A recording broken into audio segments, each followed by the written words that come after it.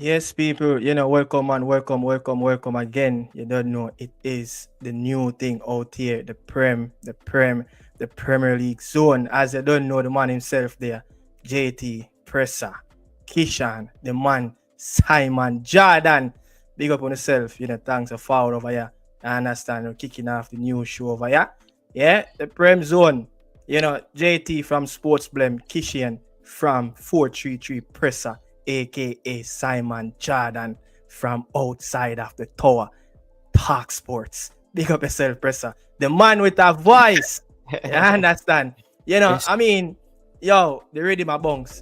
Who produce a rhythm? Yeah? Who produced it? Dan Dan. Dan Dan. Dan You Dan. Dan from the Radio Boys. Dan Dan. Dan Dan. You mean? I boss rhythm man. We are bongs with all.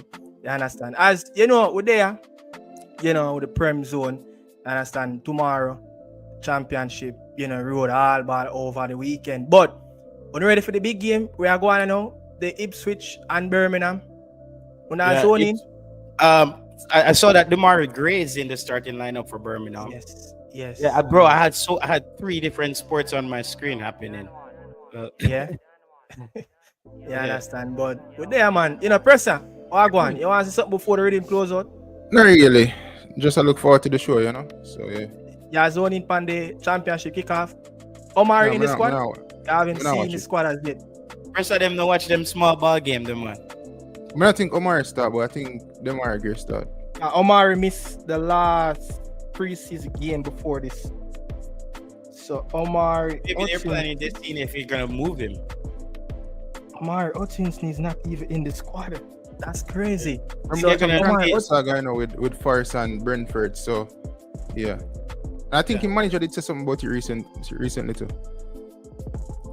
Before we're going to get into that game, but surprise, the new boy back in Birmingham, Omari Gray. Yeah, Omari Gray DMG 10. It's surprised he's in the number 10. Where's the Premier League for Birmingham City next season? That is the hope of Tom Brady, I know that Tom Brady is a very ambitious owner. Saw a documentary with him recently, critiquing Wayne Rooney about his managerial skills. So to get relegated to Football League One and then come right back into the championship, I think they have plans to build a new stadium as well, multi-purpose type of thing, as what Spurs would have did, entertainment, whatever the case is. So I think that is the aim of Birmingham for next season to qualify or to get promoted to the Premier League next season. Yeah, I agree. Birmingham, a lot of people are looking at them as a club where Birmingham used to be in the Premier League. I think when I was growing up, here and there, they were in and out. Can't really remember much about Birmingham, but I do know it's a club with a lot of history. Tom Brady, everybody knows, Super Bowl champion, probably got the most rings as a quarterback. He's a part of that, and he's, I think he was a part of bringing in Wayne Rooney. Wayne Rooney started out at Birmingham. It's Birmingham, right? Birmingham City. Yeah, that's where Wayne Rooney is, right? Yeah. I don't want to be crazy. So Wayne Rooney went there after he left DC United, and he was just, he was sinking that ship early, and they got rid of him. He went to Plymouth Argyle. Saw what happened there, left Plymouth. I don't even know where Wayne Rooney is coaching now. Wayne Rooney was on vacation watching United and pre-season. But yeah, the show ready for kick off, you understand? But presser, say you have to kick off the ball hard and rolling, you understand? Benjamin Cesco is over the line, you understand, ready to unveil tomorrow at Old Trafford. We realize, you went to the club where you was, expect to get the least amount of money. Newcastle have a way amount of money, Champions League football. The history and the pedigree of that club, but he chosen United. These are the players that United want through the door, that want to play for the football club. And we're seeing many players, superstar from veteran, wonder kid, just choose United because of the money. We've seen someone that like a Victor Gyökeres that want to go to Arsenal. Benjamin Cesco is that the player that really want to put on that colored jersey. Yeah, Benjamin Cesco, I think, is a good acquisition. I mean, kind of striking that United would have picked up Cesco because, at the start of the window, I think we're linked with Victor Gyökeres. And as the window kind of winded down to an extent, as United fans, we kind of questioned as to who would be the striker for next season. Obviously, the manager didn't have any faith in Rasmus Højlund, who I think will be going on loan next season to AC Milan.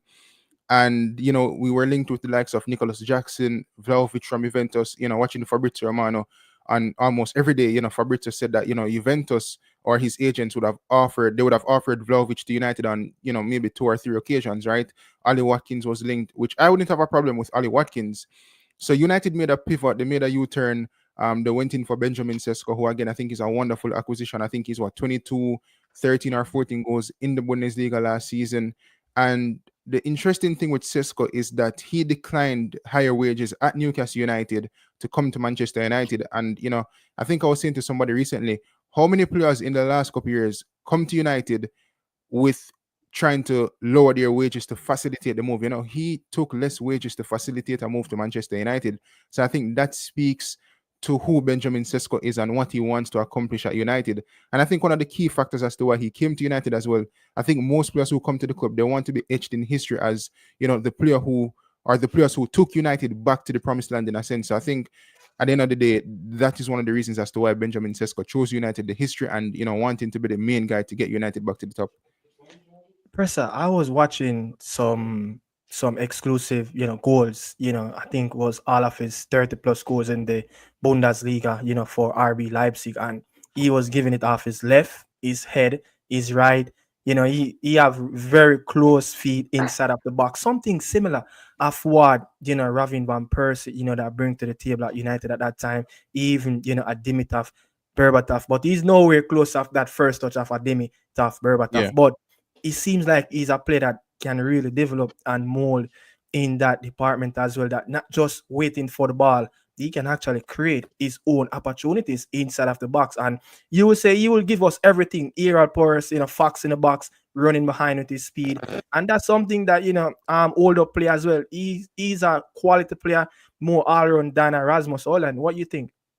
Yeah, true. And I was thinking about, Cesco. I think the profile of strikers that we're seeing now, it is changing. I know that in the NBA, like when you talk about like centers, or I think there's a specific position where like that position, like players are a bit more taller, no, in a sense, and more skilled. And if you look at the best strikers in world football right now, they are at a certain height. You know what I'm saying?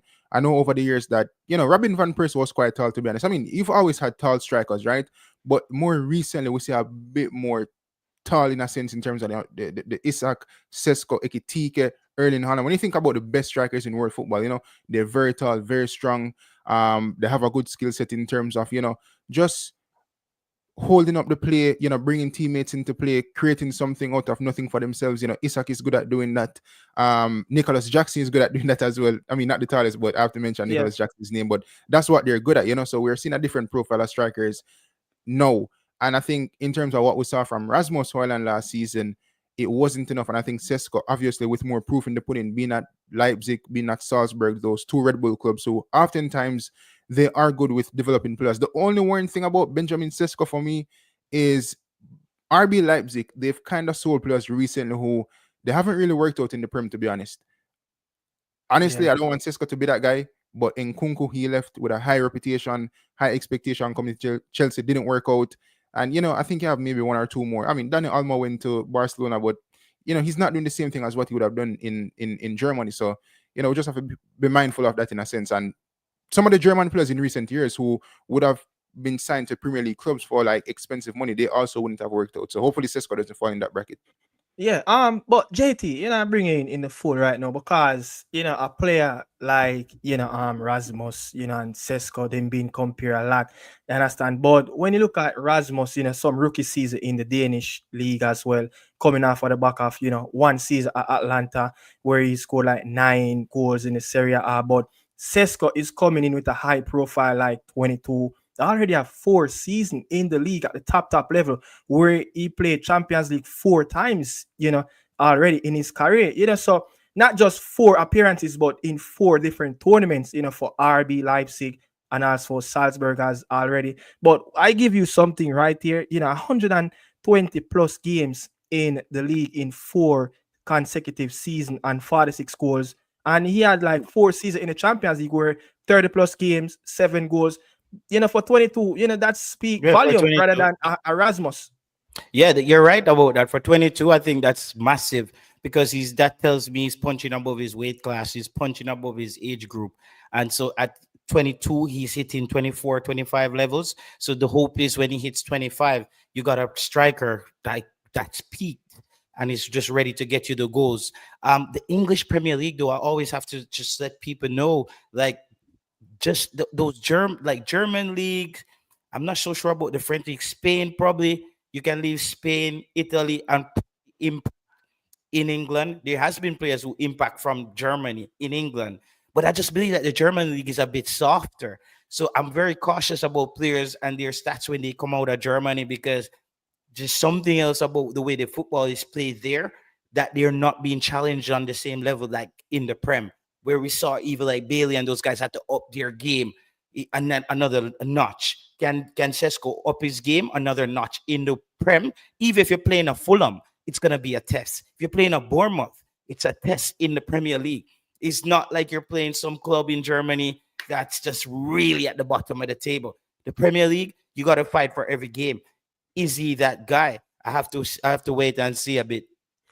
I mean, over the previous years, the two most successful players that coming from the Bundesliga, thinking out of the box. And the pressure, you can't tell me anymore add to this list. Kevin De Bruyne and Haaland, and that's going into a Pep Guardiola team that's already there's a system in place, to facilitate those players.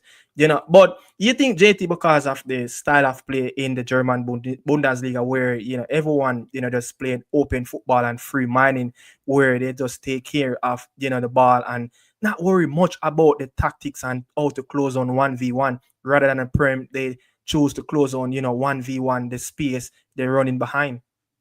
Yeah, it's even the other day when we were talking with you guys and we were saying that Ten Hag isn't that good as a coach. I just saw Leverkusen the other day in a warm up game and they were paying I think PIS out of Serie A or something out of Italy, and they Yeah. were just walking all over them because the space was massive. Like I think even when you look at what Ten Hag tried to do at Manchester United, he did try to play with a lot of space. Whether or not that works out, we don't really know if that really works out at a club like Manchester United. The game has to be more compact, be able to navigate. In the Prem, you have to be able to navigate in tight spaces. When it gets around that 18, because you're not just going to kick it long in the box and beat teams in the Premier League. Yeah. I'm looking at this Cesco deal as I see a lot more positive, because of the personnel that the player want to play at Old Trafford. I'm expecting probably, if Bruno and Cole can really, facilitate, the Benjamin Cesco up in the final third and, man, no, so the coach as well, Amaran, can he get the best out of this kid? Pressa, you think 15 plus goals in the Premier League will be a very good season for Cesco? Yeah, I think somewhere around 15 would be pretty good. I think Rasmus in his first season scored like 8 or 10 in the Premier League, if I'm not mistaken. So Yeah. with Cesco having a bit of a higher reputation and would have played football a bit more at the highest level. With the likes of Cunha, Mboemo, Bruno Fernandes, Amad Diallo, who Amad had 8 goals, 6 assists last season, his breakout season. So with Ruben Amorim, kind of figuring out this United team and building this United team into what he wants them to be. Hopefully next season, Cesco can get at least a 15 goals because chances will be created for him. Mboemo, Cunha, Bruno, Ahmad, these guys, Dorgo down that left hand side in the preseason looked good in a sense. So I think a solid 15 goals from Benjamin Cesco is a solid start to his United career. At Old Trafford, shopping spree in the attacking third. You think that's it for United right there? Benjamin Sesko is the last cast off deal that will strike for the final third. They're looking forward to strengthen in the midfield. A Baliba will put the icing on top of the cake, which Brighton is saying that look, if you need him, you're going to pay probably over 100 million for him. Where else you see United go from here? Baliba. I'm not sure if it's 100 million. I think that they said that they want to keep him until 2026 because they believe that they can get like the same price that Caicedo was sold for. And Brighton didn't disclose a price tag because I think United spoke through intermediaries, but a price wasn't disclosed. But he would be icing on the cake, and I think also United is exploring a goalkeeper option. Obviously Amorim doesn't have faith in Andre Onana, so we hear about Donnarumma, we heard about Emi Martinez. United inquired about a loan. They shut that down. I think Lehman's is in the Belgium Pro League, I believe. So, we just have to monitor what United does. But definitely, I think they're looking to bring in a midfielder and a goalkeeper as well. I mean, yo, JT, when you look on it, Brighton, and Brentford, two teams that very highly touted in terms of their analytics of bringing in players. What do you think about these big clubs, shopping, these two clubs, particular Brentford, but also Brighton? We see Caicedo, the João Pedro, the Cucurella, you name it, bro. Like, what you think about their analytics? And you think that Brighton got it wrong by letting go Victor Gyökeres? I can't say Brighton got it wrong at that point, because obviously he wasn't the player that he is right now. But the people would say you brought him in. Remember, he came from the Swedish lower division. He played youth football for Sweden, but he was like in a really terrible team. He went back to Sweden and won something with them, and then he got the move. I think he played in the European in the Euros as well, the youth Euros, Bucharest, and I think he did score, because I did glance over some of his statistics here. But yeah, we talked about data and stats in. That's why I always talk about Thomas Frank, the Danish coach. He was one of those. That's what kept. He came up with a formula where people don't understand. You ever watch one of those crazy movies where a guy figure out a math formula in a baseball game, how to bet, and just always end up winning? Like, you know what I mean? Yeah. Thomas Frank came up with a statistic formula that always kept Brentford safe. Like, played, you know what I mean? Yeah. Really compact football, run up and down the field. Mbomo, those guys, the Ethan Pinnock. Yes. Yeah. Look at where they even bought Mbomo and Wissa. I think they're coming from the second tier in French football. In French football, but French league produces a lot of good football players. People wouldn't even know. That's a story for another day. But yes. Brighton, every season, though, Brighton seems like they can just deliver a top defensive midfielder, or just a box to box, or just a defender. Like, Brighton seems like they got something good going there. And you know why Brighton is not afraid to sell the players? I think they are confident in what they're doing there, that they have the right tools to find the right talent, to keep pumping out talent. Like a Chelsea do it the other way. Chelsea will see you have the talent and say, okay, all right, you're at a Blackpool. You want to come to Chelsea? Come on, bro, you're 12. Like, come play at Chelsea. You're going to do it. You know what I mean? But when Brighton has to basically scout in another way, you know what I mean? Like, they have to find those hidden gems, because Chelsea was looking at the Caicedo probably. It's just another guy out of Ecuador, good defensive midfielder. But now Chelsea has to pay the big bucks because someone has done the work on him. United missed out on that deal. What was it, Pressa? I think it was like around 14 million for Caicedo at the time, around 10 million. But United didn't really want to pay that amount. I know, they sold him for over like 100 mil, Brighton to Chelsea. Mm-hmm. So, I mean, United missed out on a lot of deals. I understand, but I mean, you confident in your team at this moment, Pressa, Manchester United, if no more arrivals coming into this club? Yeah, I think for the most part, I'm confident in the team. I think Ruben Amorim just has to improve the team from a coaching standpoint. I'm not someone who really buys into the notion that a manager needs like specific players. In a sense, like it can be granted, like if you need a striker because the striker isn't competent, fair enough. But last season when United finished 15th, like if United got relegated, what would people say? Like the players weren't good enough? No, like you come to a club like United as a coach, you have to find a way to like make these guys good enough, even for a period of time, to avoid relegation. And it was bad enough for United to finish 15th. We all thought that finishing 8th was bad, but 15th is actually, it's not a good look for a big club like United. I don't remember Chelsea ever finishing 15th, or I think the most I've ever seen Chelsea finish is probably 10th. So for next season, Cesco, Cunha, Mbuemo, Ahmad, Bruno, Ugarte, Casemiro, even without any new signings after Cesco, I think that's a team that should be finishing in the top 7. So yeah, I'm pretty confident and kind of laid back in terms of United next season. So Chelsea did finish 10th, 2015, 2016, and eventually went on to win the league the other season. Can United do something like that? Well, I'm not sure. They already had like a good team. Like I think Costa was there, and the likes of Eden Hazard. So it was kind of different for them to like go on to win the league, having those like world class and a structure there in a sense. Where United is kind of rebuilding. So yeah. I mean, Alejandro Garnacho, we heard the story about, him and the manager, having say, hey, you need to find yourself a new club. I think there's a little bit rumors about he wanted to start in that final and also want to start many other games as well. So, lack of minutes at times during his time last season for United.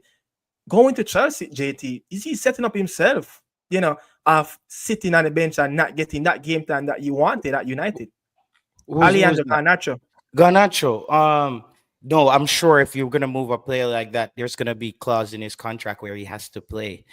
There's, you know, what I mean, he's still a big buck player, so some talks are gonna happen there where they're saying, okay, he has to play this amount of times, he has to have this amount of starts. You put those things in your contract. I don't think he goes out there on a limb and just say, okay, just drop him off at Chelsea. If Chelsea outright buys him, then would he be going there on loan or they would buy him?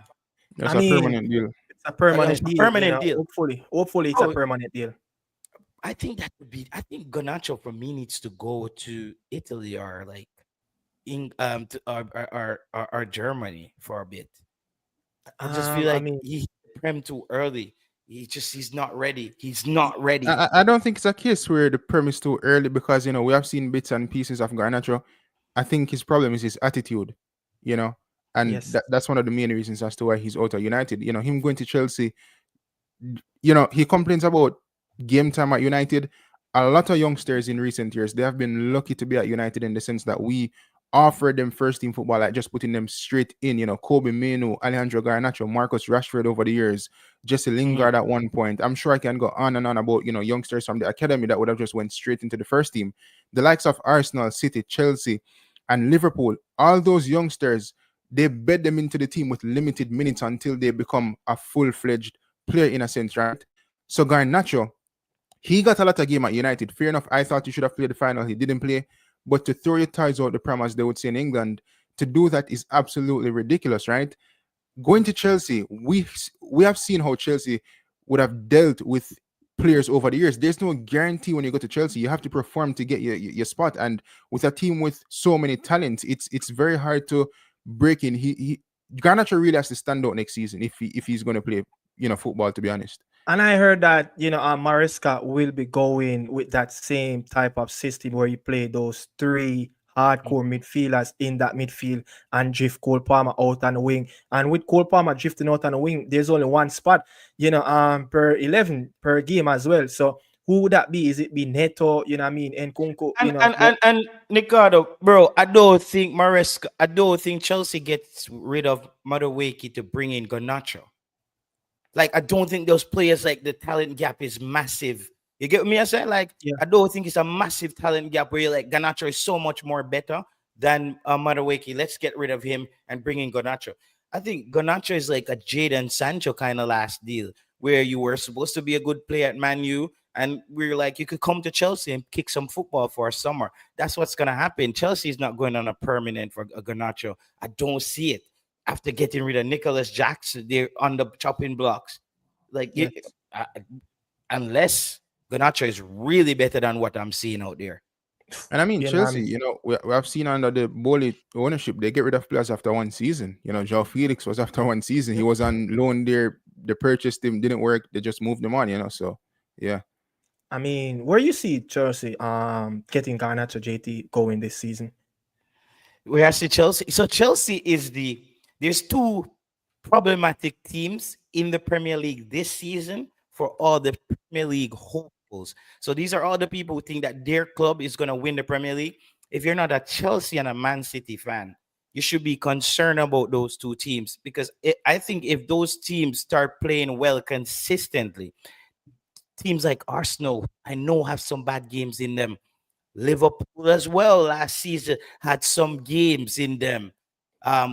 And they didn't have a good Man City last season to compete against. So I'm saying no, this season, those two teams, Chelsea to me is gonna be a disruptive team.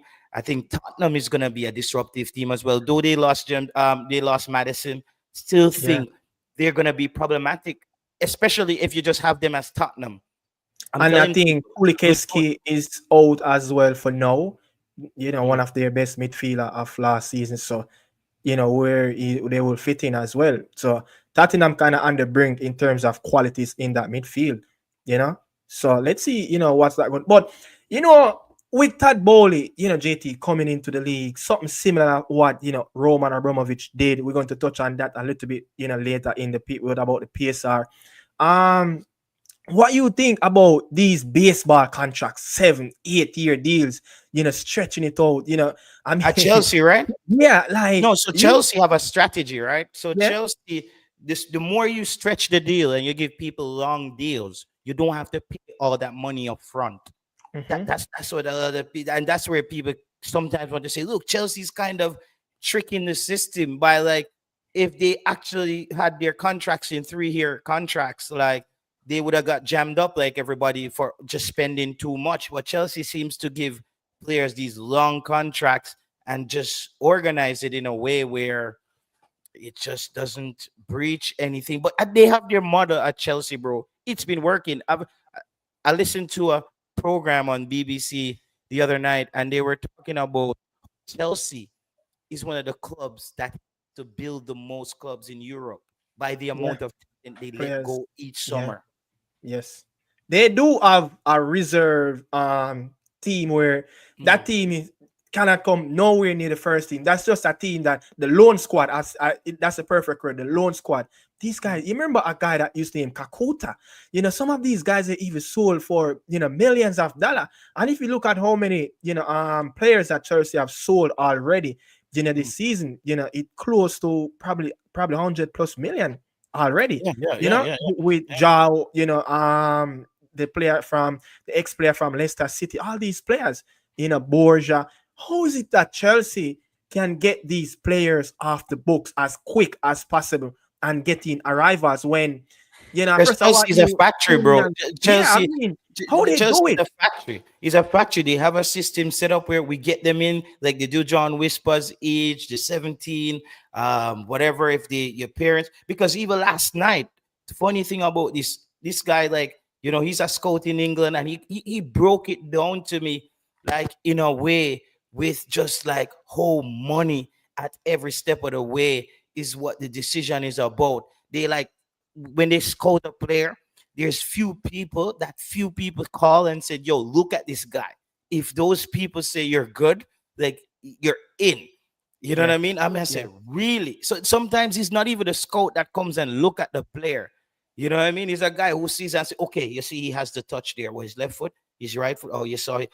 He can use his body. You know what I mean? So, yeah. and I'm like, Chelsea, bro, that's how Chelsea is. Like, they got their stuff figured out. They got their stuff figured out. Yeah, Pressa, like, a lot of Premier League teams over the years, even currently now, the big bad United struggle to get players off the books permanently. But Chelsea, they just figuring it out the easiest way and not just offloading these players, but they're forming partnerships as well in the Middle East to help, these players to get on bigger wages and to help the team make a lot of profit in the transfer market.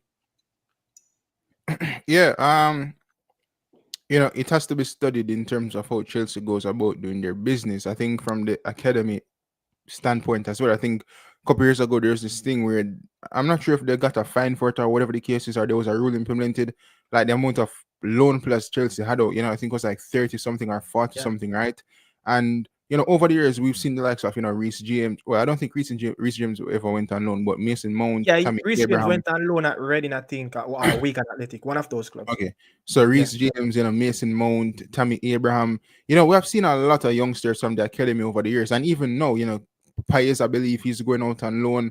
We saw some at You Salzburg remember last Lucas season. Payson, that kid from Brazil? Yeah. No, Yeah. the one from Ecuador, so.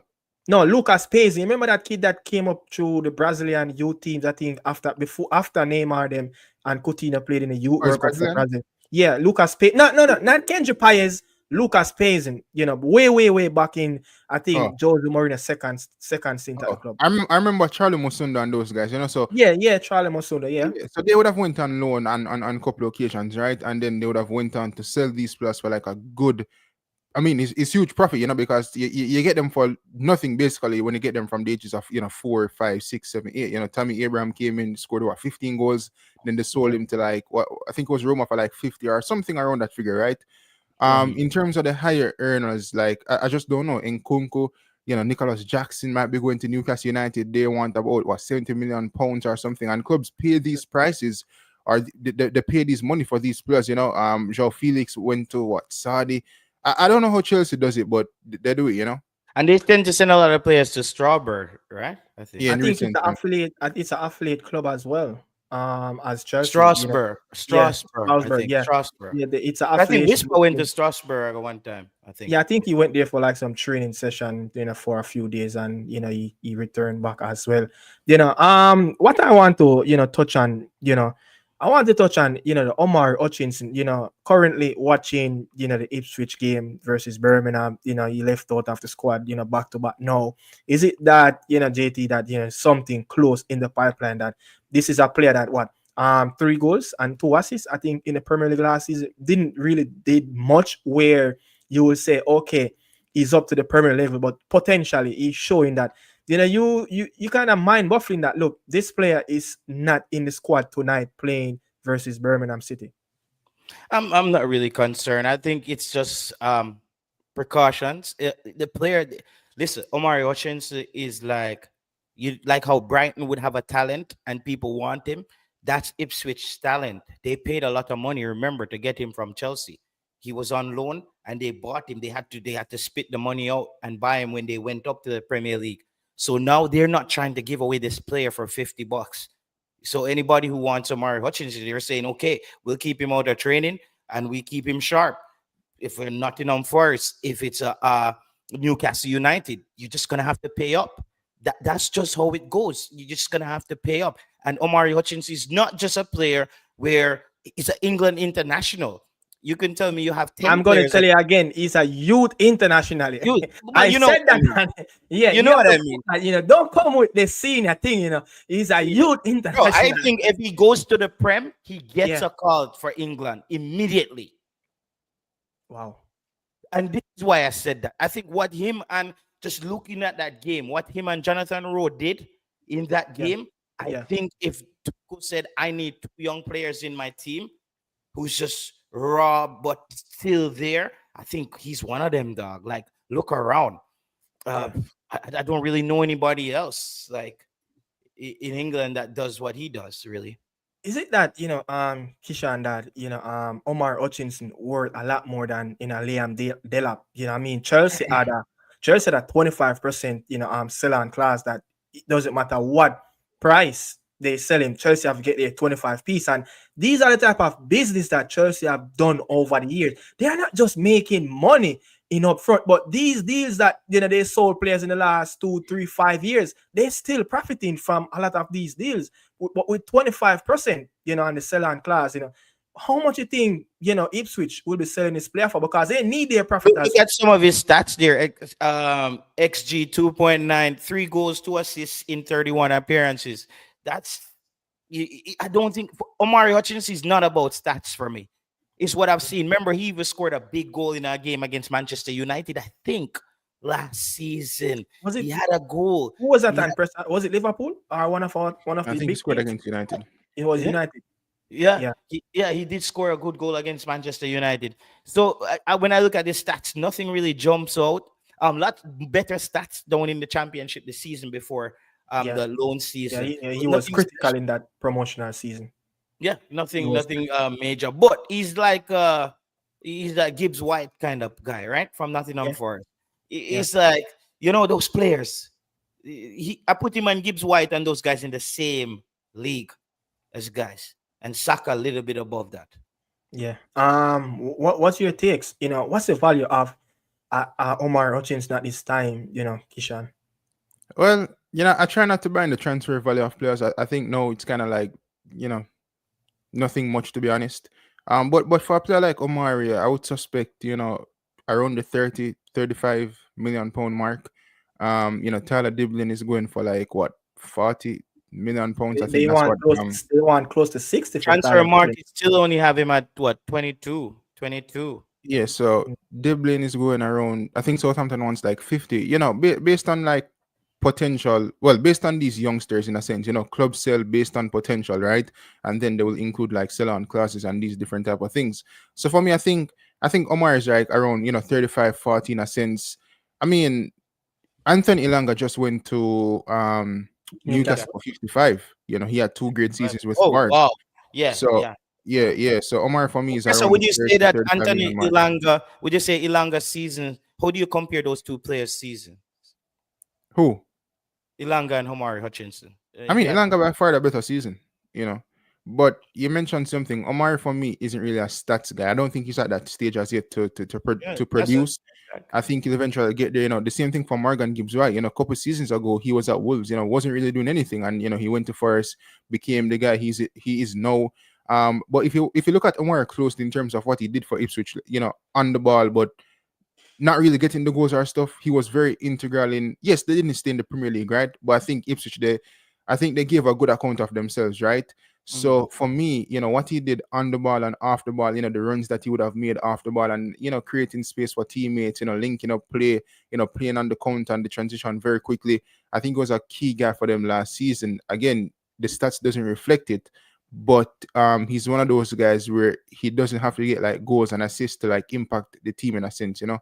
So I think him being absent from today's game, I think he's pushing for the move. Who wants to stay in the championship if the Premier League teams come knocking? Nobody. You know what I'm saying? Unless mm. maybe you want to spend a season to develop and you bet on yourself to like a next team comes in for you, right?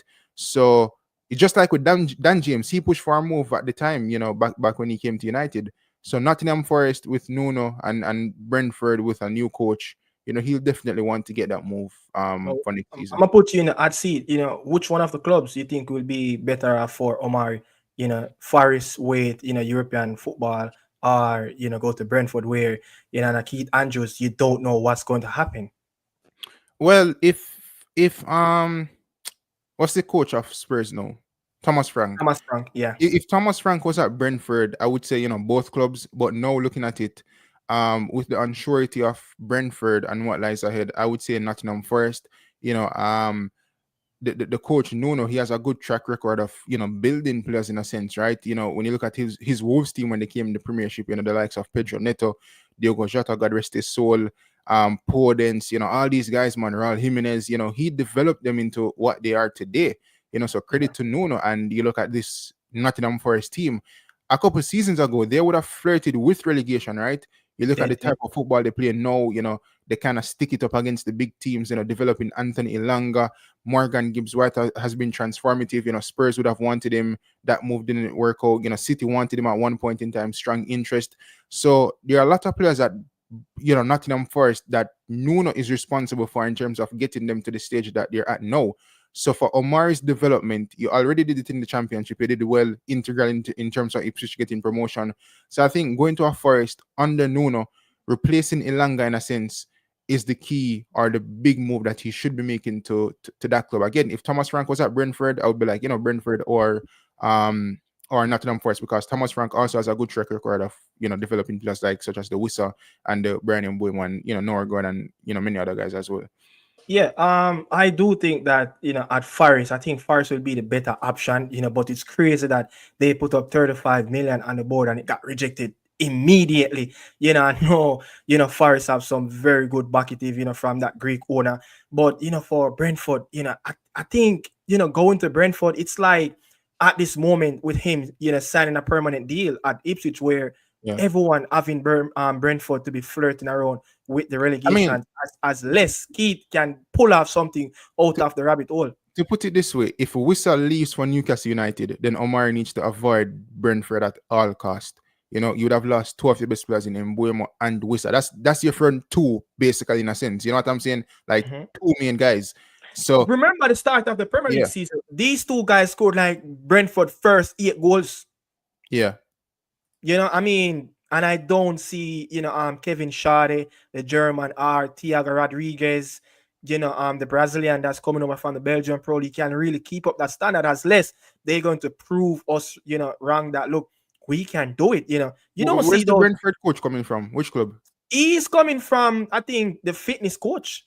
He's like Really? yeah, he was like a fitness Yeah, coach or he medical was. staff. So Yeah, he wasn't he at no club was. previously as a coach? No, I'm he not was sure. at I don't know. Brentford as like some He was at Brentford. assistant Yeah. in on Yeah, some some staff, assistant. bro. Yeah.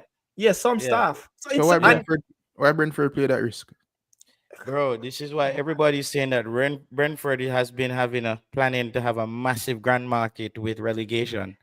You know, That's you a know, that's a big risk, you know. That's a huge risk. I thought this guy was from a club from the Scottish League or no, somewhere. Like, no, he's man, and he's bro, coming he's from very vibrant. He's very enthusiastic. If yeah. you see him, he's and I'm like, bro, this guy. I hope he I doesn't heard you get talk carried away. about the training clips. Was it the training clips when they were in Portugal?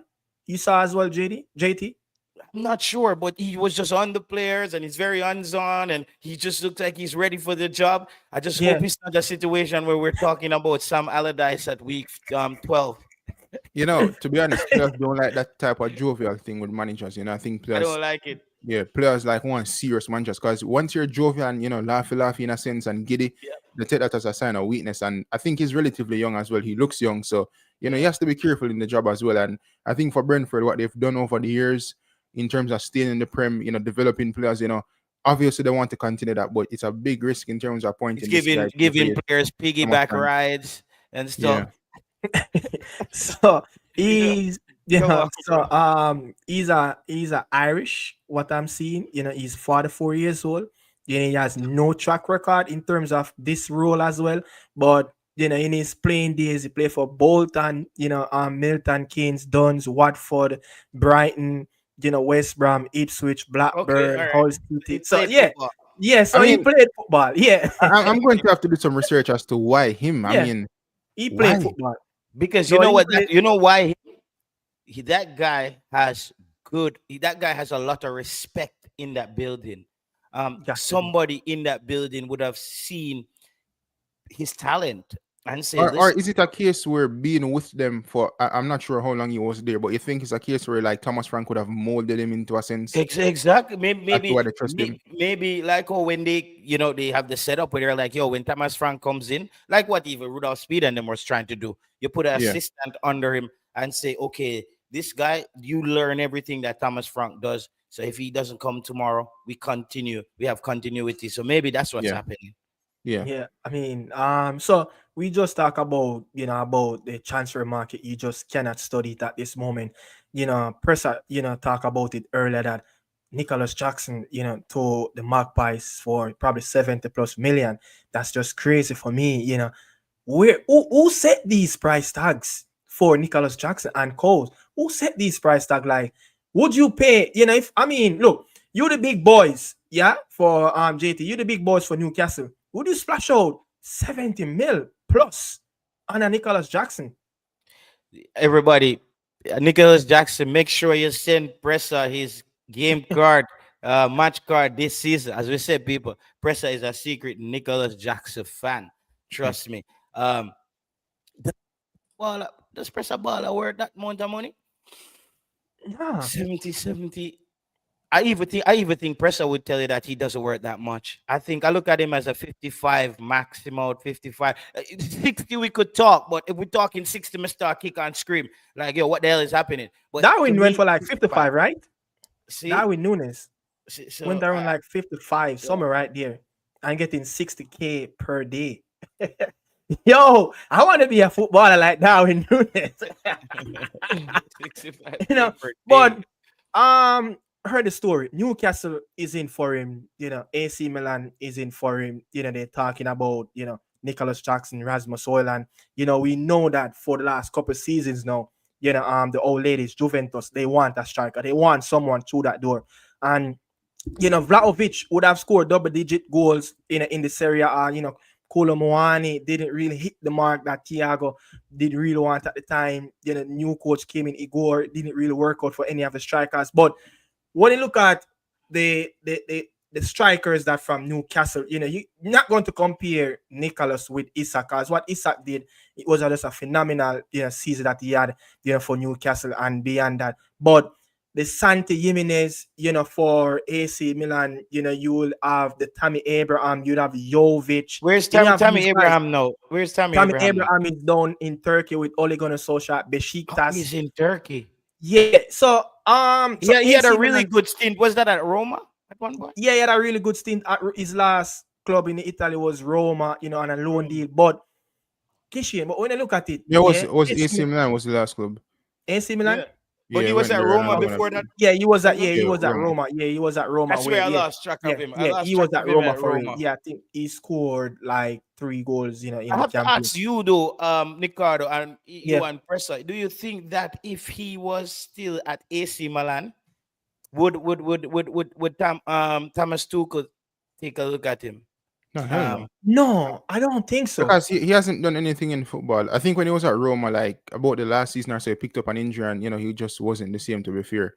So I mean, Tammy Abraham will never be on Tuchel's radar, to be honest.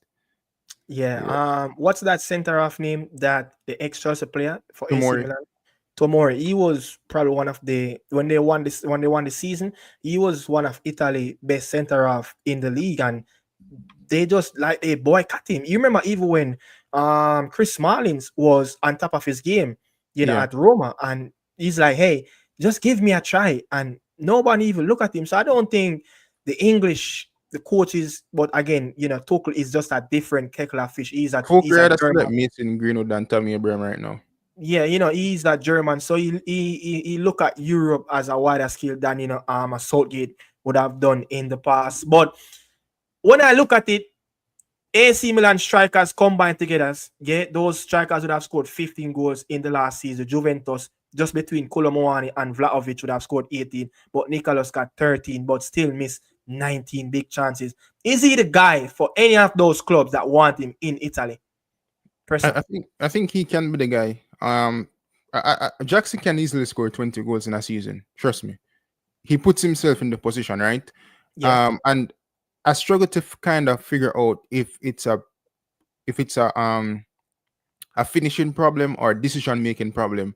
A finishing problem for me is someone like a Darwin Núñez who oftentimes hits the post and hits the crossbar. That means that his foot needs to be recalibrated to a sense, to adjust it. That's a finishing issue.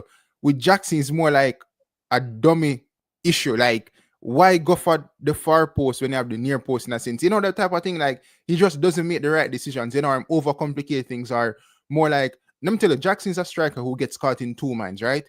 And when you have players who get caught in two minds, they just make the poor decision, right? Or the worst decision. It's never really a finishing problem. Darwin Núñez is finishing, Jackson is decision making, right? So, but I think Jackson's problem also is he has a big ego, bro. I realize a lot of these players from Africa, they have this sense of self. JT, you're muted. You're muted. Yeah, where do you see his ego? That's like on the field or dressing room ego? On the field. And listen, players can get criticism, and I know that every player responds to criticism different. But I think there was an incident one time where he responded, like people criticized him for missing his chances, and he kind of like took a shot at them in a sense. And I'm like, bro, when you're performing poorly, as first thing first, you must can identify it yourself. You see the criticism, just get your head down and repay about the fans. And the funny thing to add to that, Presser, when that whole thing happened with the Argentinian team, where that video came out of the Argentine and his fellow teammates singing that racist song, right, about the French players. Nicolas Jackson was one of the first who came out and was telling black people that they were overreacting. Well, I don't think it was a racist. Was it a racist song? Yeah. Was he? Did he say that? Yeah, bro. Like he wrote the whole statement like like people are like overreacting. Oh, the whole Enzo Fernandez thing. Enzo Fernandez. Oh yes. yeah. Oh yeah, they're not in their Oh, teammates, so Lord. that's why I would have defended it. But as I was saying to Ricardo, he can get 20 goals, right? Because he does everything right. It's just that sometimes as is it Gattuso? The defender. Gattuso. Gattuso? Yeah, Gattuso. As he said, sometimes maybe good, sometimes maybe shit. So Jackson falls into that bracket of sometimes being good and sometimes being shit. So Bro, he can play for Newcastle and yeah. those clubs, to be fair. Bro, to be honest, if Albert Einstein come down right now and try to figure out what's the issue with Jackson and Nunes, he can't even solve that problem. And he I did think he can probably solve the like issue with Jackson, but I think Nunes. we'll over get to AG. I think we'll get to AGI before he figures it out. nobody Listen, can figure out not even why Nunes artificial and intelligence Jackson can miss so figure out many, Jackson or easy Nunes. chances. I think, Yeah. I mean, but put fun and joke I think, aside, bro, G. but on a serious note, though, I think Elon Musk should sign him up as Neuralink patient, though. They might be able to restructure some of those neurons and get them to fire differently. Because Yeah. as his professor said, like when he gets in front of the goal, he makes the easiest chance. Looks like a lot of things just happened, and it was like Nicholas, not a lot just happened. You Is it just didn't kick the ball concentration in the though? back of the net. Is Yeah, it But concentration? to yeah. add to that as well, right? You know what, Nicholas Jackson, the frustrating thing with him is like you watch him play, and as a fan, like before your team score a goal, when a player is in a position, like, you kind of sense, yo, this is a definite goal. Like I say, you start celebrate before, right? And Jackson, with how him treat the people, is like you think him gone for the right placement in a sense or the right decision. And he's like, you start celebrating, and then next minute you just see him make the worst decision of all Oh, decisions, and you just say, oh, bro, what did you whoa. just do, Yeah, Like, yeah. yeah, celebrate because you think, say, yes, it's a genuine goal this right now, and the man just do something else where it's just Yeah. baffling. Yeah, That's it. and he's out of the squad that Chelsea is currently I think playing Bayer Leverkusen at Leverkusen. the bridge, so he's not in the squad as well. So I figure he's right on the brink of leaving the Oh, football club. Chelsea wanted it? Yeah, Chelsea playing Leverkusen. I'm not sure if the game finishes it. I Yeah, the think That's game it's why I know started. say Maresca is a bad coach. And that's what he did with Raheem Sterling. Like, yeah, listen, he doesn't really give you 2 seasons to see this. You do the same thing you did last season, and I yeah, love that as a coach. He kicks on when Raheem Sterling tried to go to preseason early with Chelsea and all that, but then he said, "Listen, no, I need my squad that's gonna play to go to preseason. Raheem and those guys need to stay home. I can't have the same look. There's certain players that bring the same feel when it comes on to a club. And I think Maresca is like, my team is not a Nicholas Jackson team. Chelsea, this team is a team that just won the Club World Cup, and we're gonna have yeah. a brand new look. And the Brazilian might be the answer, but I think he will need help too. And I just say this: both Brazilians on the score sheet they won 2-0 at the bridge versus Leverkusen. Mhm. Eric Ten Hag team. Hey, don't be surprised Leverkusen flirt in the mid-table this season. Trust me, with Champions League football. Did Ten Hag just came in this season? Yes, This is his yes. first season. Where was he? Where? Manchester United was the last team. Where? Oh, Manchester so he United. stayed out. He was out in football Yes, for a he was year. out. Yes, so Estevao and João Pedro, got on the score sheet, for Chelsea at the bridge versus Leverkusen, their first game at home since the FIFA Club World Cup. So Newcastle is 1-1 at the moment with Espanyol. Who got on the score sheet? I think Matt Target scored for Newcastle. And Brentford is leading Borussia Mönchengladbach 2-1. Carvalho got on the score sheet. Not seen who is the second scorer as yet. But AS Monaco last Inter Milan in a preseason game as well. But if Newcastle gonna bid this crazy money for Nicholas Jackson for like 70 million, right? Is it that you just put probably 30 more million on that and go for Latour Martinez, someone who's a Ballon d'Or nominee? What you guys think about Newcastle trying to go to a pedigree striker like Latour, someone that can keep the standard of a Isak that can guarantee your goals? Is he the right man in the Premier League Well, I'm as an surprised Argentinian? I'm surprised that Martinez hasn't really been linked with anyone. But I mean, to be fair, I mean most clubs have a striker in a sense. Arsenal would have went for Goikarez. City already have a striker. Barca have Rashford, Lewandowski. Lautaro Martinez doesn't seem like a guy to me that like wants to leave Inter. To be fair, doesn't seem like that guy.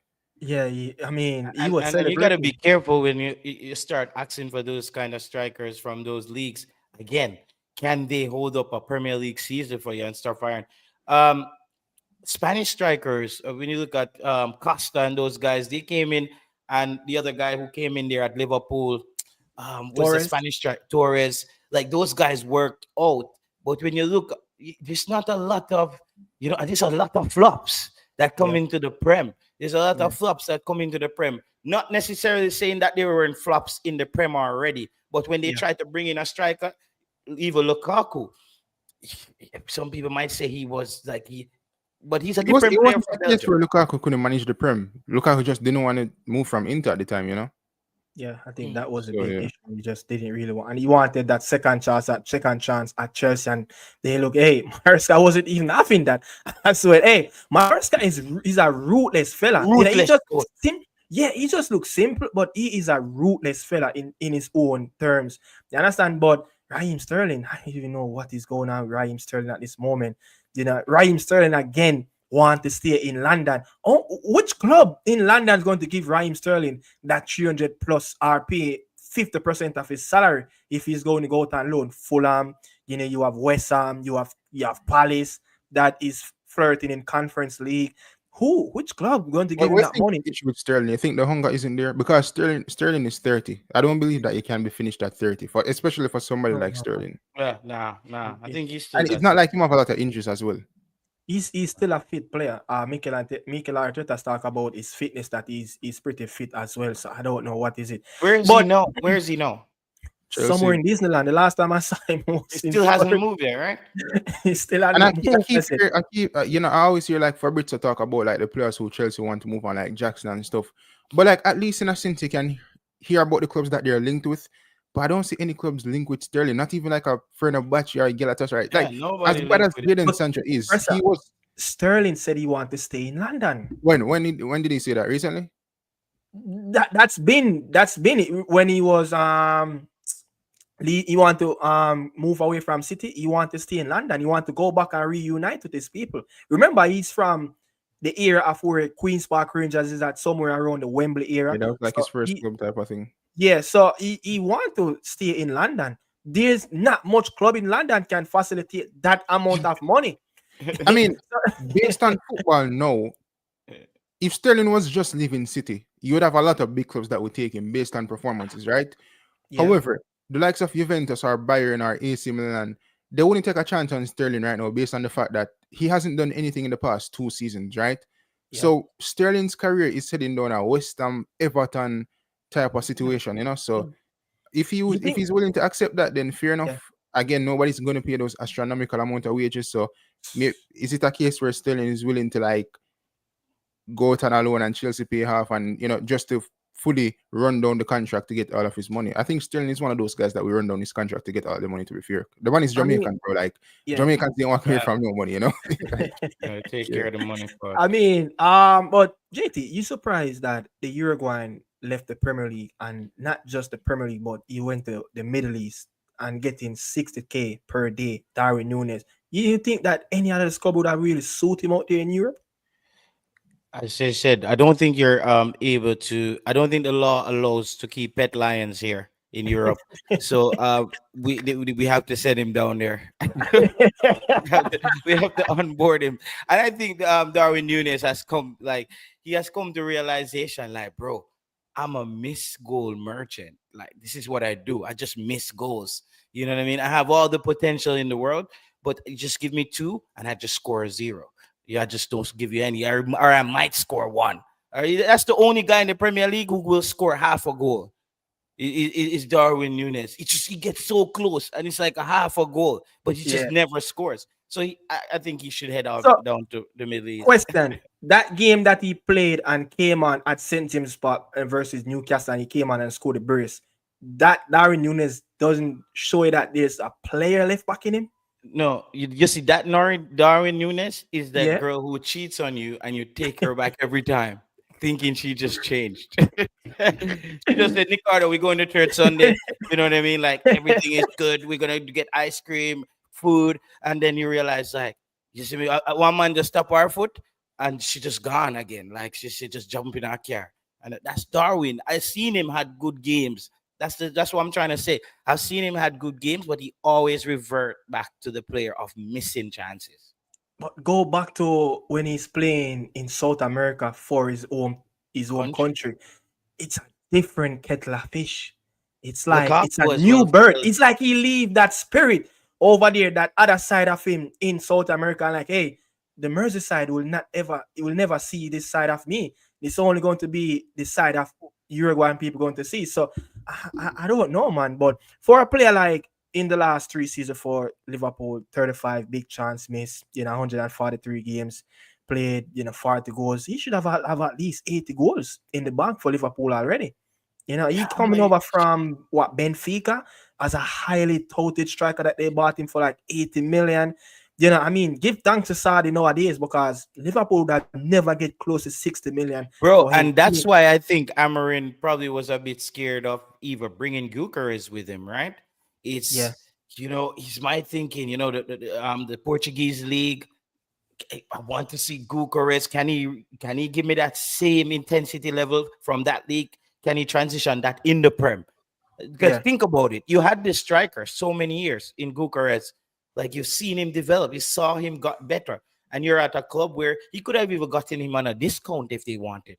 I yeah. think if he really wanted But Gyökeres, so I don't know what happened there. I don't. I mean, he wanted to go to Arsenal because of Champions League. But I think now that I look at football more, I think if you actually assess players, I think any club that signs a player, you want them to do well, right? And your hope is that they do well. But I have a feeling now that you can start to look at players who you can just tell the character and whether or not they're going to do well. And people who do well in life is people who work hard and focus on one thing. Marcus Rashford at one point was feeding kids, which is not a bad thing. But to be fair, do I want a football player playing for my club, being distracted, doing social programs, going to meetings with government? Not really. You know what I'm saying? I look Yeah. at the NBA, for example. There's this guy called Jared McCain, a number one pick. I think he's not going to do well in the NBA. This guy paints his nails. Like, he's going to be a good basketball player. Like, come on, JT. You know what I'm saying? When I look at the likes of Sancho, rappers want to be ballers and ballers want to be rappers. These guys dress like rappers. First, what you say, the man though? No, it's the truth, So What I'm is saying, him? What you said the guy did? Mike. The guy paint his nails. Yeah, JT, a microphone. Yeah. So I'm saying, you look at these players, right? The Jadon Sancho, the Marcus Rashford. Listen, I have no problem with tattoos, right? But you just look at some people, and when they start to do too much too early, you can just feel a sense of them losing track of what the task at hand is, bro. I And agree. Rashford and these guys, they got caught up in the limelight and stuff. Havertz, we should have suspected that Havertz wasn't going to work from his first couple games for Chelsea. Just look how weak he was. As tall as he is, very Fragile, weak. It was since he went to Arsenal, he kind of became a bit stronger. I remember when Arteta played him in the midfield the first couple games, he was being bypassed in the midfield. No presence, couldn't receive the ball, wasn't defending, wasn't tracking back. So I think Gyökeres, I look at Gyökeres, his hunger, pushing for a move to Arsenal. Not to say that is the reason why it's going to work out, but when you see players with that type of character and that type of want and will, they have a higher tendency of doing well in a sense compared to others. You look at Morata when he came to Chelsea, as good as he was, Morata was kind of soft in a sense, Yeah. It was kind of soft.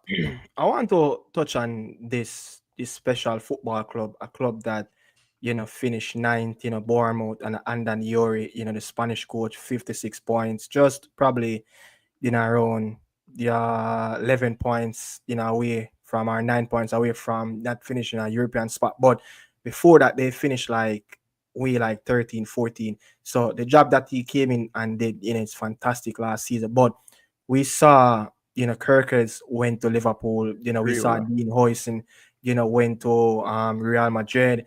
60 million, 30 plus million for Kirkers. No, we seen, I think he's a Ukraine player, Zabriani, going to Paris Saint-Germain very How soon. is his name? Zabir? How is it? Zabriani. Zabarni. But I tried to pronounce it recently, but never. Yeah, so he's currently in the advanced stage of signing for Paris Saint-Germain. Is this club, Pressa, what the work Eddie O have done in previous time that Adrian Iori just come in and inherit it and just, develop it more and enhance these players?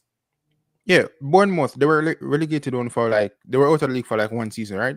Only one season. Then Scott Parker brought them back up.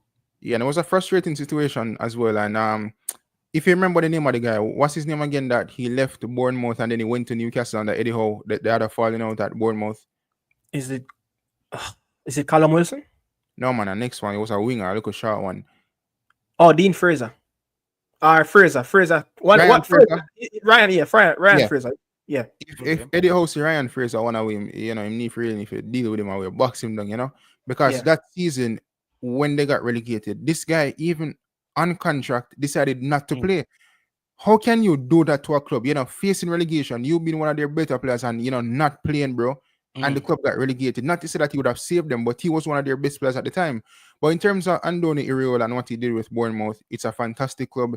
Eddie Howe spent 9 seasons there, built them into what they are in a sense, and everybody know the cherries and whatever the case is. Very difficult team to beat, right? And it's a very you hate those small grounds. You hate visiting Bournemouth and those. The pitch is just that small. The fans are on you, whatever the case is. And they've been raided. 3-4 players gone. Yeah. But Spanish managers tend to be very sensible in terms of their approach to football. So I think in some sense they are in good hands. If this was an English manager, I would say, you know what, they might be relegated. But Andoni Iraola and Bournemouth, I think they will invest that money well. And I think they'll stay up in the Premier next season. I mean, how they bounce back from this, JT, finishing 9th and losing their best players? Bournemouth, for me, I believe that they are your worst nightmare when it hits November, December. Any team. Like, Yes. you know what I mean? Like any team, you need to go through Bournemouth. They will take points off you.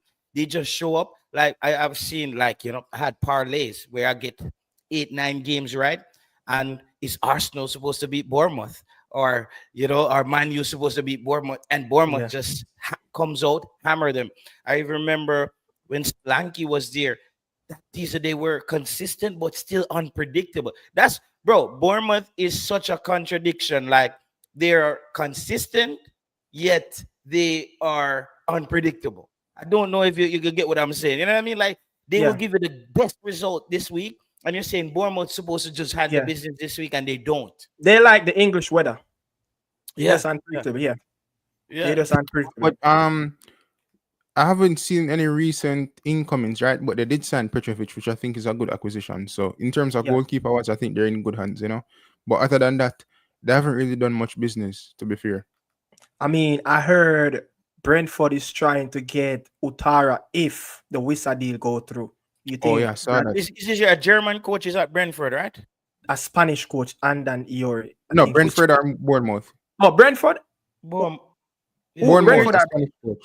Spanish. Where's the German coach? There's a German coach. Leeds. I think the German is at Brighton. Brighton? No, Brighton. No, Leeds. No, we have 2 German. There's 2 German in it. The young coach for Brighton and then Leeds. That's what I'm talking about. Daniel Farner. He's a really good coach. Hurzeler is German too. I think he's one for the future. That guy is shaping up to get a really big job after this. Like Brighton is just, I love how he sets them up. It's just that enough talent. Oh, you're talking about the Brighton coach. What's his name a while ago? Kishan? Hurzeler. That's Hurzeler. Yeah, that guy is skinny. I watched some of the games and I said I was really impressed with him. I was really, really impressed with him as a coach. It's just the sad thing is that at Brighton he's never gonna win it. You know what I mean? Like they're gonna be the good. right platform. Roberto De Zerbi, look where he's at this moment. Potter got his chance at Chelsea and didn't really, took that opportunity. So I think he would have been a better coach at Newcastle. This Brighton coach. Yeah. I think he's a very good coach as well. You understand? But I mean, I think for the players that Bournemouth, sold over the last couple of months, weeks, there shouldn't be any shame because PSG is coming for your player. Liverpool is coming for your player. Yeah. Real Madrid is that says something about a mini, football club down on the South Coast. Bournemouth out of all teams as well. Bournemouth out of all. That's what I'm saying. I think that just got promoted back to the Prem in a sense, So exactly, and I do think that they have players in that squad that have value. Utara probably can go for like 30 at this moment. The Clivert, the season that he had last season, can easily go for around 30 as well. The Ghanaian Semenyo, a very good winger. I think they're so explosive. But talking about Bournemouth, right? I mean, I can't remember like any big club in the last couple of years ever like going to one of the smaller teams for like a player like, I don't remember like the Real Madrid and the PSG ever going to the likes of Bournemouth or West Ham or these clubs. But normally, that's just Chelsea go to like a Brighton for one player or two, a Liverpool. I mean, this is the first Liverpool even shop like that in a sense, Right. Big bad Paris Saint-Germain is going to Bournemouth for, Ilya Zabriani, the Yeah. Ukrainian player, that's just crazy for me. And Real Madrid come in and say, hey, it's 60 million. Give me Dean Huyson, the Spaniard. That's crazy.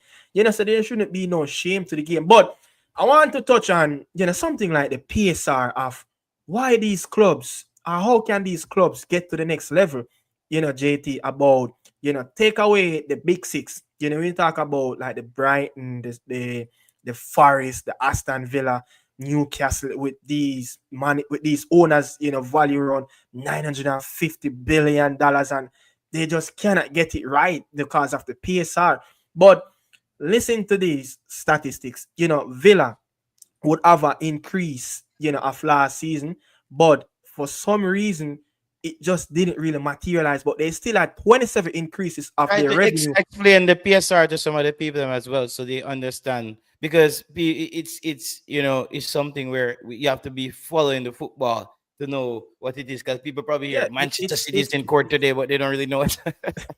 it's So, all down to the revenue of everywhere in the football club, financially, mhm. jersey, tickets, everything. But with the Villa, right, they are a 27 increase from 217 million of revenue that they would have make not last season, but 23, 24. But they increase it because the Champions League, they went to the quarterfinals and it went all the way up to 275. But if you look at a United, they had finished what 15 and still managed to have 670 million in terms of the revenue profit that came through the door at Old Trafford. How can these smaller clubs compete with a club like United that finished 15 while Villa was playing Champions League football last season? I'll just say my piece on that quickly. It's never gonna happen unless a celebrity takes over your club, and stuff, crazy Yeah, things start happening there. They're like, Brighton, Brighton is not gonna start turning up in Brighton tomorrow. You know what I mean? yeah, People start making their way to Brighton, but people make their way to London. You know what I mean? Like, that's the thing. And those clubs you spoke about have basically tattooed themselves in the brains and the minds of fans, where it's just, that's where the drag is, bro. The yeah. revenue. Um, Pressa, Roman Abramovich, I think his first season was 03, 04, for Chelsea. And he's almost spent 200 million. And that was like literally probably like 2 decades ago. That would have been ridiculous amount of money in one season, where he brought in players like Makalele, Glenn Johnson as a young player at the time, very impressive names at the time. But a club like Newcastle, them owners, yeah, their network is like 950 billion, almost $1 trillion. But still, this club cannot go to the next stage. Is it PSR something really good for the game at the highest level? I mean, I think having PSR and FFP in a sense, looking at football historically, we would have seen a lot of the smaller, well, clubs that we regard as smaller clubs. No, they were once on top in a sense, and due to mismanagement of funds, etc., putting players on big wages, but then purchasing players for a lot of money, it kind of put those clubs in a situation as to how they into the situation that they are in now in terms of being referred to as smaller clubs, right? So I think the rule is good. Can it be more flexible in a sense to allow these teams to like spend money that they actually have? I think so, because these teams also need to be competitive. They also need to facilitate a way of keeping their players. Sport doesn't make sense if I'm developing players or I have a good team and then, here comes Barca, taking 5, 6 players. Not saying that players don't want to go to Barca and stuff, but Yeah, surely if you can bring in reinforcements in a sense, then maybe a player would want to stay 1 more, 2 more season to see the direction of the club, because we're actually bringing in through other players as well. So for me, it's not a bad thing in a sense. You know what I'm saying? But for Newcastle, I saw a video on Talksport where there was a Liverpool, a Scouser called it, and he was like, I mean, imagine you call Benjamin Cesco and say, come to Newcastle. He has to go on Google to research what is a Newcastle. I mean, these guys Come don't know what a on. Newcastle is. So it's like, once it's a Manchester or London or so, like, they know what that is, Manchester City, yeah, Manchester yeah, United. Newcastle, in truth, had the money to spend this season, right? It's just that every other club went in for their targets. They tried to sign Egitike. It looked as if he was going there. Liverpool made a U-turn and got him. Who's going to turn on Liverpool over Newcastle? Nobody. Konya, Man United come knocking, Chelsea come knocking.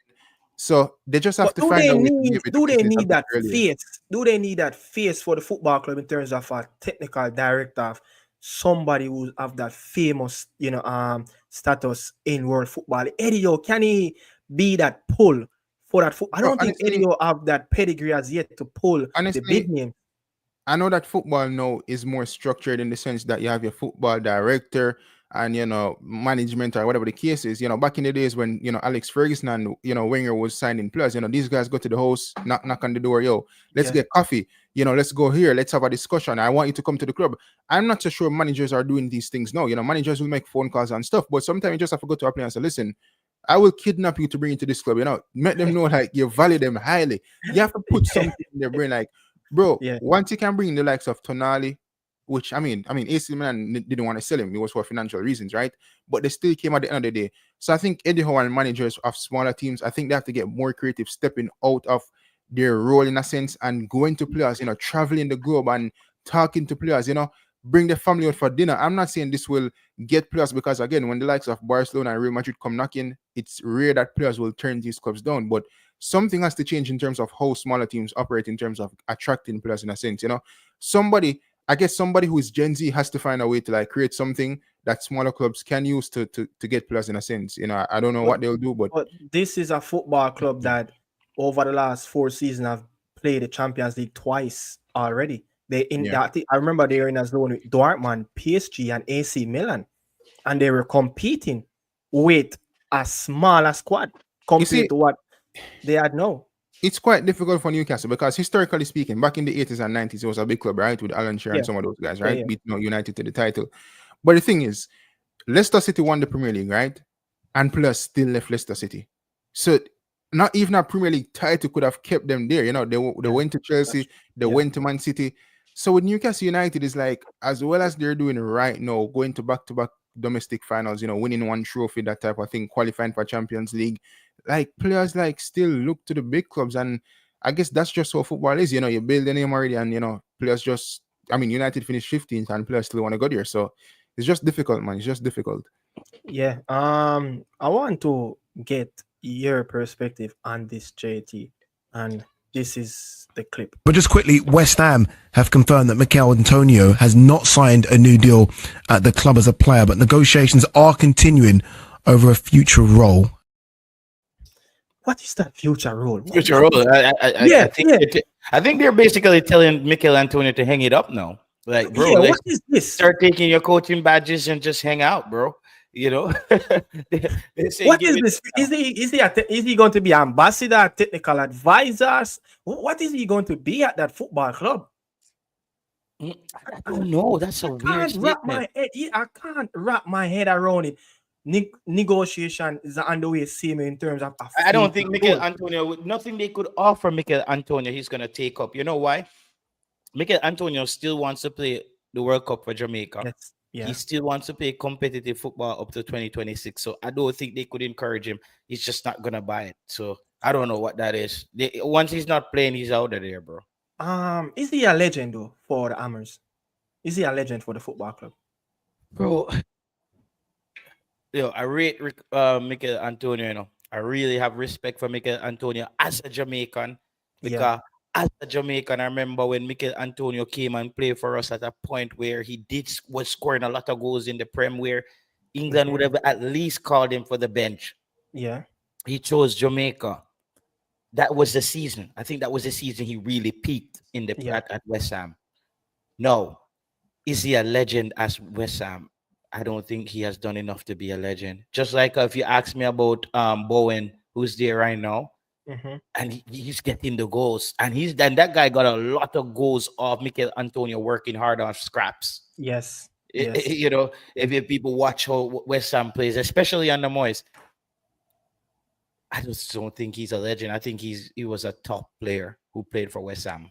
A top player. On record, they had it, he's the third most appearances in the Premier League, 268. He's the leading goal scorer of the football club in the Premier League. The third most assist in. So I'm just saying if he's the club leading goal scorer, he's a legend of the club, bro. You see, Yeah. man, he's a legend, right? No, what I mean, Antonio is a legend at West Ham. Can't disrespect him like that. To beat, yeah, Isn't he So the highest goal scorer in the Premier League for West for Ham? them, yeah, for yeah. them, Then So I yeah, have to go with. I have to change what I said. Then, yeah. Once you achieve that, then you're a legend. You know, yeah, yeah. I mean, but Pressa, I mean, I he's not the know, most glamorous in terms of a yeah, he's not, legend, yeah, yeah. but he's a legend. But when I look at what he did during that campaign of the run of winning the conference, he scored the most goals for West Ham in the knockout round. He punched above his weight, where Yeah, people were expecting, Bowen to be scoring goals, and it Mhm. just wasn't coming. Mikel Antonio was the man that fighting for scraps. You and I understand? mean, So they had a go good on. run in Europe with Moyes as well. Remember, they went to the semi-final of the Europa League. I believe it was As against well, yeah. Frankfurt that knocked them out. So Yeah. winning the Conference League. So yeah, See, they have Yeah. a very good, impressive He's run. he's a lot of his scrappy. You see, and remember, Mikel Antonio changed position at one point in his career, and I think he hasn't got to hit his peak. Like, because would we say he's a better defender or he's a better striker? He would say he's a better striker based on what it looks like. He's a Which better position striker. does this guy doesn't play as an Yeah, but outfield then I player? would ask, is Mikel Antonio a striker? You know yeah. what I mean? Is he like what? I What? think Mikel Antonio is a utility striker. But I think he's a Mikel, striker. Unorthodox in a could you sense. believe this? Mikel Antonio have scored more goals than a Trevor Sinclair, who is on the Reggae Boy bench. Mm. That's And then people crazy. are coaches. So imagine if you score more goals than somebody who played in the Prem next to you, and then your assistant is Marion Garden. That's even amazing. It's just like let's downgrade Yeah, this thing some more, right? yo, that's just crazy. Yeah, the man scored more goals than people regard Trevor Sinclair as one of West Ham top striker in the Premier League. I mean, you just cannot get it any better than that. You understand? But yo, I want to leave it by giving out, my utmost But to add respect to you something before guys. we move on, in Yeah, terms of Antonio, he, unfortunately met in that accident. But I believe Antonio at least has one more year or two left in him. where? Again, I agree. I agree. just not at West Ham, but there's so many football leagues Somewhere. out there not to play football right now. You know what I'm saying? James Milner and those guys with the technology now. If Antonio is 100%, like if he recovered 100% from that accident, right? No bones that fragile or anything like that, then go ahead and play football. Milner is at 48. He's what 40 now, Milner, I Mhm. believe. Yeah, If Milner is James a Milner can still play for Brighton in the Premier League, Antonio can maybe go to the MLS. It's just a tricky case of what the type of contract he will be getting because of his unique situation. If it wasn't for the accident and let's say he would leave West Ham, I think it would be easier to get a contract at a club. It's just Okay. that you have to go kind of beg a club now to kind of take a chance on you after that accident, even though he might be recovered 100%. But yeah. even for like one season or so, bro, just one season, because that Yeah, gets him yeah. on a plane to the World Cup in a sense. Yeah, Barbary, I thought you played wing back. I just at some point I thought Yeah, that you he also played. He did play wing back. He uh, said, I think he was asked to play there. I think yeah or because something. yeah, Mm. something like that. But he was a wing back. But I don't know which position on the pitch Mikel Antonio didn't play outside of a It's goalkeeper. Barbary. So that Yeah, big that's up that's Ball just TV. crazy. Yeah, Yeah. big up to Ballpree TV. But So the on the ball, Mikel, before you move on, Carl, yeah, we have to wrap it up with the Mikel Antonio. As I strongly agree with what Pressa said there about he has 2 more years left in the tank. And you see, he went out and played with the youth team, and you see how hungry he is, like trying to Mhm. make the youth team. Mikel Antonio looked like he was trying to make the U21s in that game, and he forgot he was an adult. But And one more point as well. He met in two accidents, right? And I remember an interview in which he stated like he was depressed at a specific time. He went through a divorce and stuff, and I think he said he was depressed after that. And when he came to play for Jamaica, kind of like gave him a sense of joy. And when you play football for such a long period of time, yeah, oftentimes you need things to do after to keep yourself occupied. People might say, oh, he makes a lot of money, but just to up after like 10, 15 years of playing a professional sport and just sit down in the couch at home, not knowing what to do next. It's kind of tricky. And we hear players talk about it a lot of the times. You're not around your teammates. You don't have a set schedule again. You're not around your guys, your brothers in arm in a sense, right? So yeah, yeah, even if Antonio doesn't make it to the World Cup or gets another selection for Jamaica, we play football. Football brings us joy. And I know for Antonio as well, it will bring him joy. So again, even if it's a step down to somewhere, just playing maybe 6 months a season, just you just get yourself at least, you know what, him finish him career playing a full season instead of just meeting the accident and just fading out. Him play one season and just finish on a high in a And sense. came back and played international So I football. think that's what he should try to It do. will be crucial not to see Mikel Antonio not making that plane, probably hanging out, with one hand on the wings. Hey, hey, Listen, bro. don't forget Right. me. You You know what they understand? call those people? They call those people stowaways. Yeah. You know? Man, So I mean, he's a legend of that Yeah. football club, man. So big up. I think, look, we can't question his commitment and his desire about the game. He's pushing. Look, bro, it's ridiculous for someone like him was in that condition, in December, and to be playing for the Reggae Boys in the summer. That's like between 6 to 8 months of recovery, Yeah. bro. I have never seen that before, bro. That's like it's that injury that he got. I think it's probably worse than an ACL. yeah. To be honest, man couldn't walk. Yeah, man. Car accident. I mean, we'll be together as well because if you look at that picture of the vehicle, it's like right? yeah. Where was his head? Like, when his head did gone. He could have just Mark sneak up. Look at that man. Barclays said CR7 can do it. Come on, Saudi's a good place. Bro, I think CR7 is gonna be a person where they're gonna have to arrest him to get him to retire. Get him to retire. I think it's a possibility, like You're gonna touch another war. I try and find it. I say, come off, man. Yeah, man. I don't think, especially if he lose the World Cup coming next year, he will not be retiring. Trust me. He loses. I think at some point he needs to hang it up. You have 2 young kids coming up who are playing. Support them. Like, give it, like, bro, Ronaldo is just like, I see Ronaldo them as like TikToks and like, short reels. I'm not checking out Ronaldo anymore as a football player. I don't know what he's doing. I don't know his stats. I don't care. These just are the more exciting young players. You know what I mean? That's why Messi is better, because people still check for Messi in a sense. No, you see, Messi was bought as that's a different situation. When they buy you in America as an athlete, they literally buy you as a thing where they tell you where to show up. And they say, we're gonna give you 500 million, but we need to get this back out of you. So Messi have it out there a player when him foot now work. I think, right? Man. I think even when you look at Ronaldo not retiring, Marta, I think, retired twice. She just came back out of retirement and won the Copa America for Brazil, beating Colombia in that final. I think she scored as well. So talking about retirement, she seems like is the one that she will play in the 2027 World Cup in Brazil. So that's another one that we have to go send out a warranty for. Marta, she's just not leaving the game, not one bit. So I mean, legends of the game. But again, man, that's where we come to an end. Really appreciate JT from Sports Blend and Pressa from 433 Pressa. You understand? Your last say, before we move out. Yeah, I don't know if we're gonna be live on Pressa. I don't know if Pressa is doing anything tomorrow.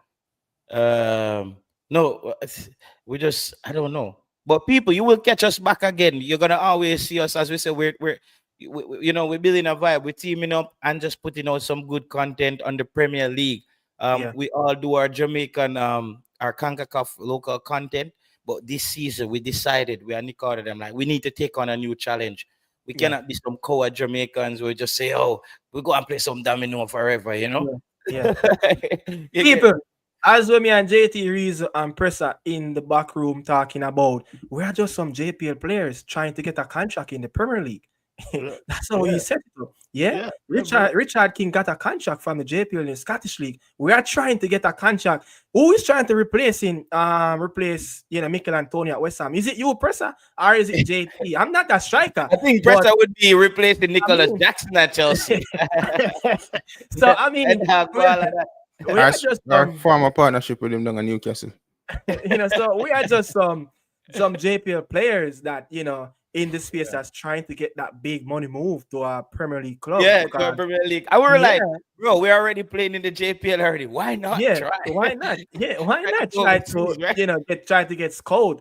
You understand? So people, and we call the media house, the Premier League zone is up, to talk about the Premier League. You don't know, big up the Daniel Football Show where we talk about, the Premier League, Bundesliga, everywhere we touch on with the Nick and Dan podcast. And you don't know, sometime in the near future, over Sports Blame 433 Presser, wherever the weather blows, that's where we're going to end up. You understand? So bless up to everybody. But again, this is unity. This is the round robin, and this is what we bring into the space. We're going to attack the space, but not like a sad lion, but as a real lion coming from the jungle. You understand? We are not rich. We are not like a Darwin Nunes. From now on, not like a Darwin Nunes. We mean Darwin Nunes. Yeah. Yes, that's where we're heading. They said Darwin Nunes are the lion from Saturday with them drug up. Now man, 60K per day. That's not normal, brother. You understand? But it seems like John Duran couldn't get team. You realize that John Duran couldn't get team. Like, he wasn't just listening to Ronaldo. Ronaldo said, like, "You're not listening? Go out the door. João Felix come." You understand? So, I mean, that's the relief it, people. Really appreciate you guys coming and chat with us and have that comment in the comment section. But we will leave this again with the Premier League zone. Bless upon yourself, and thanks